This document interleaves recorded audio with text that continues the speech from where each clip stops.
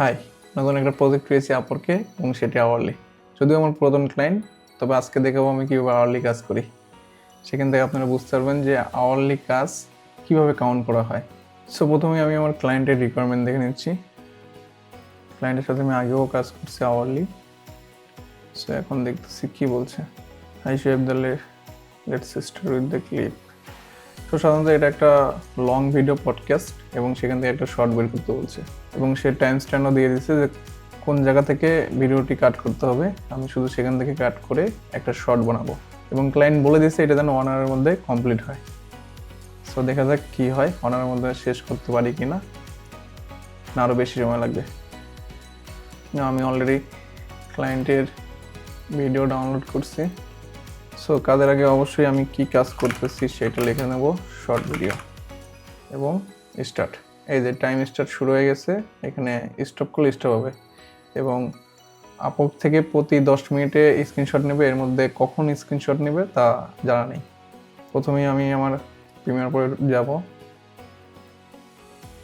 এবং Premiere Pro থেকে নতুন একটি প্রজেক্ট তৈরি করব। সো এটা মাস্ট ইম্পর্টেন্ট যে প্রতিটা ক্লায়েন্টের ক্ষেত্রে প্রজেক্ট আলাদা আলাদা হবে।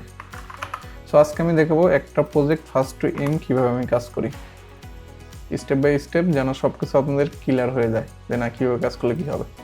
সো এখন ক্লায়েন্টের আমি প্রজেক্ট তৈরি করছি, তারপরে তার ভিডিওটা নিয়ে আসতেছি।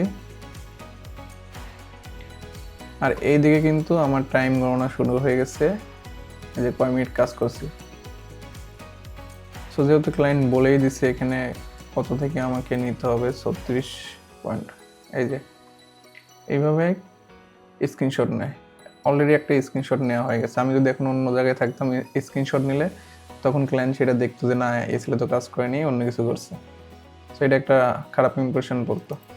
ট্রান্সক্রিপ্টের জন্য দিলাম, আর এই যে আপওয়ার্ক থেকে স্ক্রিনশট নেওয়া শুরু করছে, এইটাই আপওয়ার্ক নেয় এবং আমি কয় মিনিটে কয়টা ক্লিক করছি, ইভেন মাউসে ক্লিক করছি, কিবোর্ডে ক্লিক করছি, সেগুলো সব দেখা যাবে এবং ক্লায়েন্ট তার দ্বারাই বুঝবে যে না এ কতক্ষণ কাজ করছে এবং প্রতিটি কাজের জন্য 10-এ মার্ক করে যে 10-এ কত পাইছি, 10-এ 7, 8, 9, 10 মিনিটের মধ্যে কতবার আমি কাজ করছি সেটা দেখায় প্রতি 10 মিনিটে।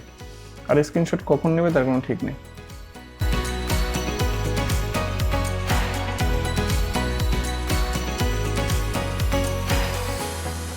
আসলে কি হলো, ক্লায়েন্ট এটা দেখে না কিছু একটা বানাইছো।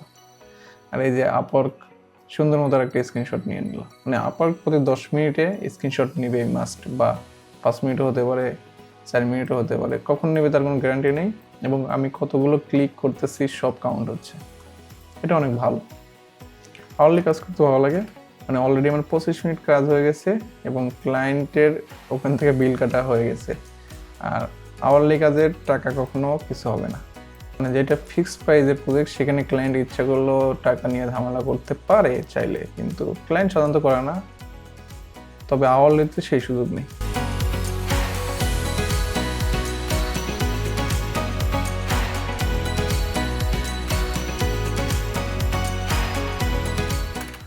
অ্যান্ড ফিনিশিংয়ে কী হবে আমি সেটা দেখে দিচ্ছি। আমি এডিট করতে করতে অলরেডি আমার কয় মিনিট হয়েছে, এই যে 29 মিনিট হয়ে গেছে 1 আওয়ারে এবং কতগুলো স্ক্রিনশট নিচ্ছে। ভিতরে গেলে দেখা যাবে যে কী অবস্থা।